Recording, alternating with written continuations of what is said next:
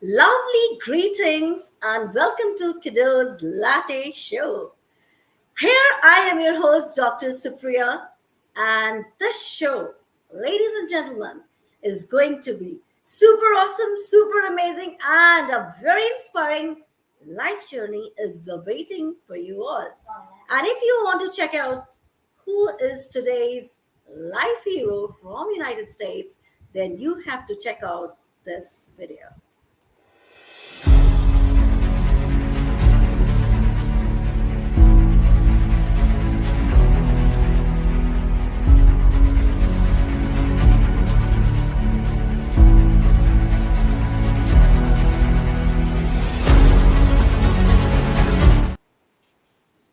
Here is my guest, which I was waiting for. Omer, please welcome to our show. And it's been a great privilege and honor for me to host you and enlighten the global educators, global audience about your life journey. Welcome. Thank you so much for having me, Dr. Supriya. I'm happy to be here. Well, ladies and gentlemen, as I said earlier, this show is going to be super awesome, not because my coffee is super awesome, but we are going to have a wonderful time, a very inspiring life journey. And as you can say, Omer is also having a sip of coffee. So you can imagine how the show is going to be going to a rocking show. So, Omer, without any delay, without any pause, my global audience, everybody is waiting to listen. Who is actually Omer and what is his life journey? So I pass my dice in your court. Kindly enlighten the world. Thank you, thank you so much. I'd love to share my story, and I think that I would start maybe right at the beginning. Well, maybe not right at the beginning, but a little bit after. When I was 18, I was given a choice in Israel to either volunteer to the army or go to jail, and I thought I'm probably too handsome for jail, so I'll try to join the army. I joined the army and had a pretty uneventful first 2 years. Um, just doing normal work that most people do. And 2 years into it, in December 2000, when I was 20 years old, I had this life-changing moment where it started where I was playing backgammon, this board game with a friend somewhere in the West Bank, waiting for someone to pick us up, and someone surprised me with a hug and approached me from behind, hugged me, whispered something in my ear, and detonated 15 pounds of explosives that he had strapped to his body right between us. Now, I see the look in your face. This is the first time that you hear it. Uh, but it was one of the first suicide bombings in Israel. We both died. I was fortunate enough to be found by someone that was a doctor and managed to bring me back to life and put me in an ambulance. And I woke up a month later in a hospital. I spent about a year in that hospital trying to recover and kind of get my life back together. I think I was probably the worst patient that they had. I did not want to recover. I was burned all over my body. I looked like Freddy Krueger or some messed up pizza, and I was pretty sure that I'm going to scare little kids every time that I leave the house. I was a musician, and the first thing the doctor told me is that they wanted to amputate my arm. I politely declined, kept my arm, and still able to use it and give people the finger when I drive, which is essentially important when when you drive in Israel or New Jersey, by the way. Um, Being in that hospital bed, it was the lowest point of my life, and I could not imagine for a moment that things would be good again. Later, I realized that that's exactly what PTSD and trauma does. It shuts off some of the neural networks in our frontal cortex that are responsible to help us envision positive outcomes for our future. And when those kind of not working, we feel hopeless and despair. Um, so I could not really envision how life would proceed. And I couldn't imagine for the life of me that a year after leaving the hospital, I would meet my wife and propose her to marry me just 5 days after we meet. I couldn't imagine that she would say yes, and we get married a month later and go on this incredible life journey together. having a career in arts, science, and technology, um, creating two surprise, beautiful babies, doing art shows and exhibitions all over the world in museums and galleries, or moving to the United States and become serial entrepreneurs and build one startup after another. All of that was not really not even my aspiration or dreams when I was laying in that hospital bed. Um, but as I got out of the hospital, I started to rebuild my life. I started doing art. I met someone that really inspired me, and I thought, you know what, I can't play music anymore because I'm hard of hearing, and I can't really use my hands for anything else other than giving the finger while I drive. So maybe I said maybe I'll find another way for self-expression. So I became an artist, a painter, and later added technology as a mean of self-expression. Um, Everything that I've done in life and got me uh, to feel some progress, like getting my first solo exhibition in Amsterdam or Berlin or New York, um, it all felt like it's nice, but it's not really the rock star musician that I imagined myself to be when I was 20. I raised millions of dollars for my first startup. Everyone congratulated me, and I still think, it's nice, but still not where I wanted to be back in the day. So I started thinking, you know, what if it's first, what if I'm the glass half empty kind of person? What if I'm just, looking at things and feel like, I'm never extremely fully happy because I'm still kind of looking at focusing on what I still need to do and not on the things that I've managed to accomplish. Or maybe it's my PTSD that holds me back and have this rumination, these obsessive thoughts about, what if I didn't die? What if I didn't lose over a year of my life laying in a hospital bed? What if I didn't go to over 30 surgeries to recover physically? What if I would just, be able to sleep normal and have a healthy mind, healthy body? Where in the world would I be today? Um, I moved to the United States as an artist about 12 years ago, and somewhere in this process, I got my artist visa, and I moved here with a 5 months old baby and about $8,000 and a tourist visa. And I didn't know anyone here, but I was very fortunate that New York welcomed me with open arms. And at some point along the way, someone proposed that I would work in this for this hotel and add some of my art and design into this place. And I needed a sponsor for my company, and I didn't know anyone for my visa, and I didn't know anyone that would sponsor me. And eventually, I started a company that was my sponsor. That started a journey in building companies and really enjoying that phase of 0 to 1 of building something new, right? Starting to inspire people, sharing your story, your idea, getting them fascinated by it, to share your vision and co-create it with you. That's something that entrepreneurs do that really reminded me of what artists do. And because of that, I really think that entrepreneurs are the artists of our time. They are the change makers of our times. So I had a few um, I had a few companies that I started one after the other from 2013 until last year, and there were companies in customer engagement, in retail, in real estate technology. I really enjoyed building those and working with all these amazing people that I met along the way. And until about 10 months ago, I thought I was pretty happy where I was. And then the October 7th massacre in my country happened.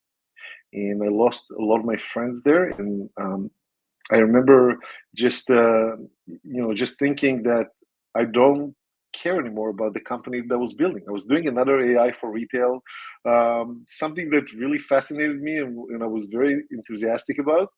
And then as soon as this event happened, I realized I don't want to do this.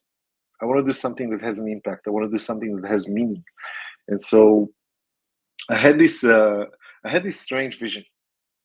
I thought about this what if question that I had and that I was obsessed with over the years. I always wanted an answer. I always thought that if I could only see what could have happened to me, to my life, if I didn't get blown up, if I didn't get exploded in that suicide bombing, maybe that could help me find some peace or some way to feel acceptance towards my past. And so I could be happy in the present and where I am. But I couldn't really find the answer. I couldn't trust. You thought about trust, right? Like I didn't think that I want an answer from my friends or my partner or the people who are close to me because I felt they are biased in some way. They have some vested interest in me, in what I will do in my life. So I didn't really want their opinion on that. But my therapist had a very limited point of view of the world, from their life personal life experience and knowledge. So I thought, what if I could create a machine that provides those answers? Later, I realized that this is called neurohacking. Actually, trying to figure out how um, to reprogram our brain to help find different solutions for mental challenges. So I created an organization called My What If at mywhatif.org, a non-profit organization that helping people rewrite their narratives and change their life only by asking their personal what if questions about their past or about their future. I thought about it as something only about the past, and like I told my 10-year-old daughter Zoe that I'm building this kind of a time machine to go back and see alternative outcomes for what could have happened in my life. And then my daughter told me, Very Abba, true. Dad, you're building. They're so smart at this age, right? Um, she told me you're building a simulation machine. You're building an inspiration engine, and I want to ask it my own what if questions. So I was really taken aback a little bit. How much of a New Yorker are you that you already have regrets? You're 10 years old. You better have memories, right? How do you how do you have your own what if question? Great one. Yeah.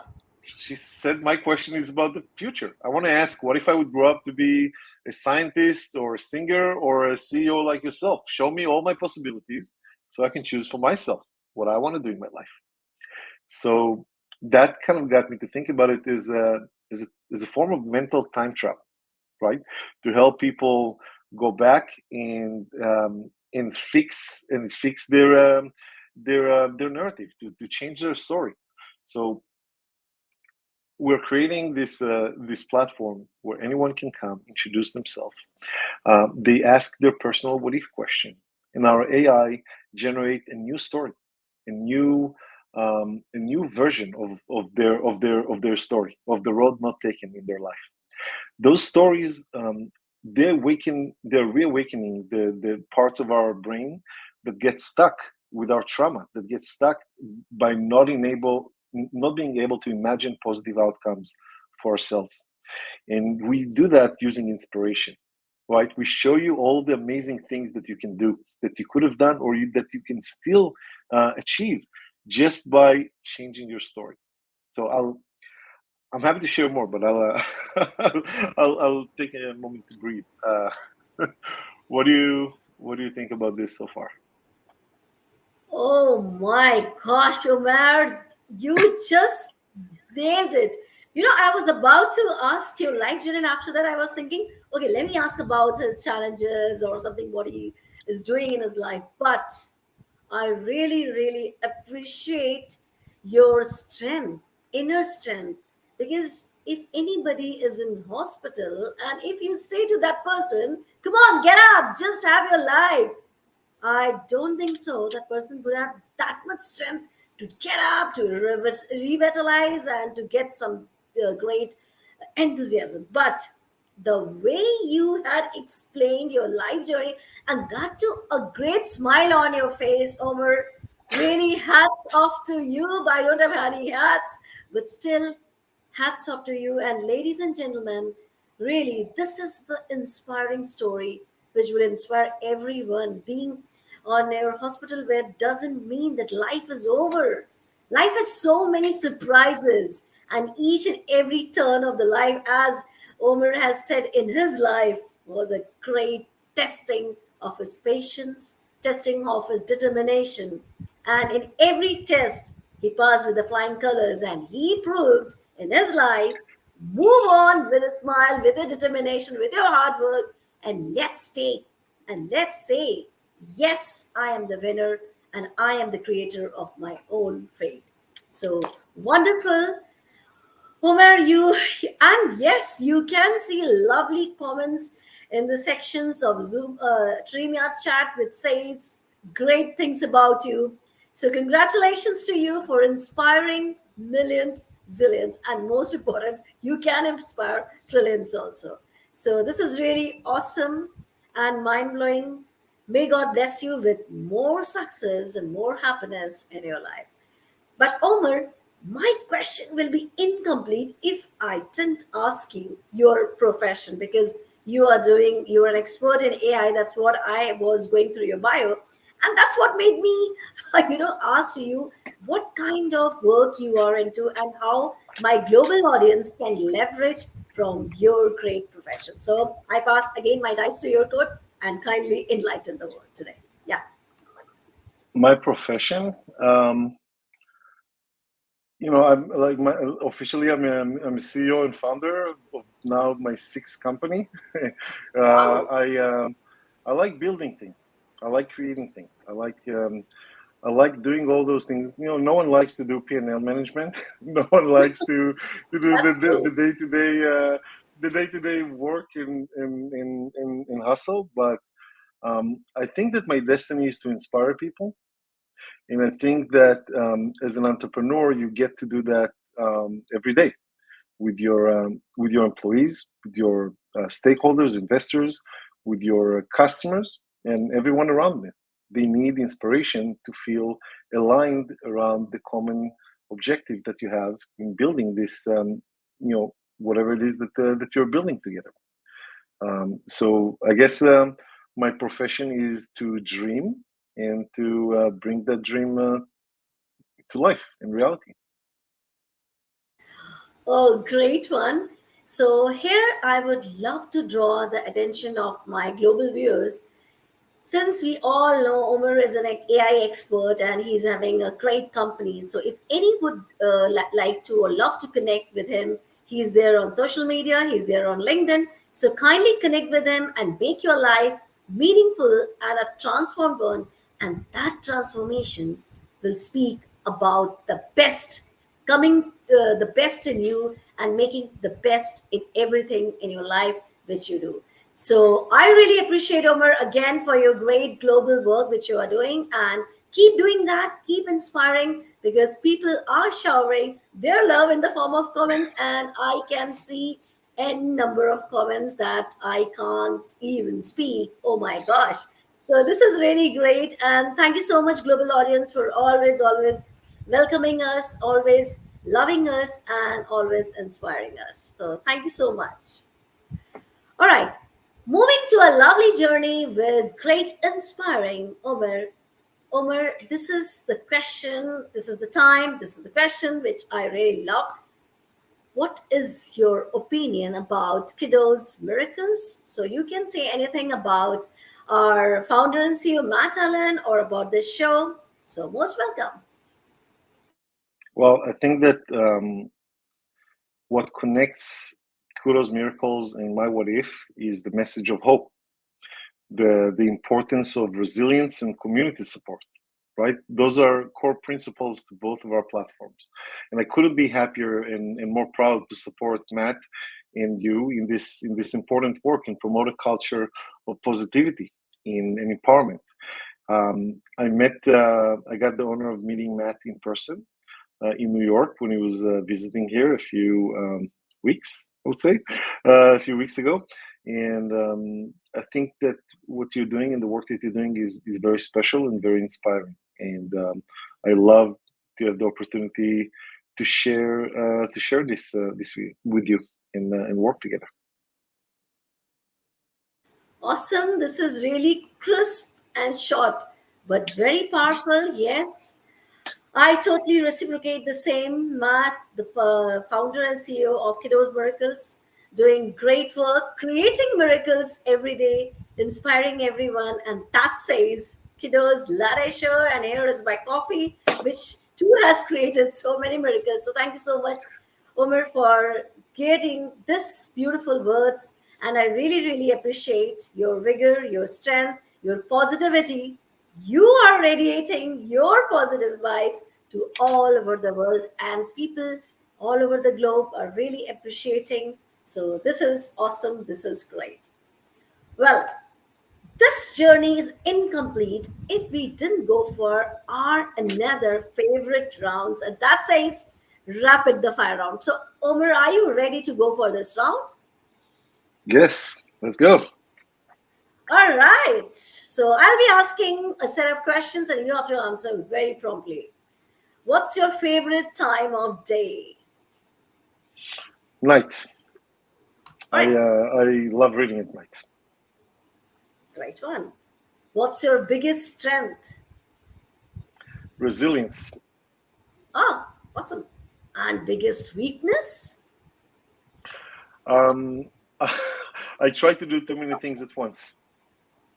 Oh, I can say you're another strength. All right. Okay. What is your biggest learning experience in life?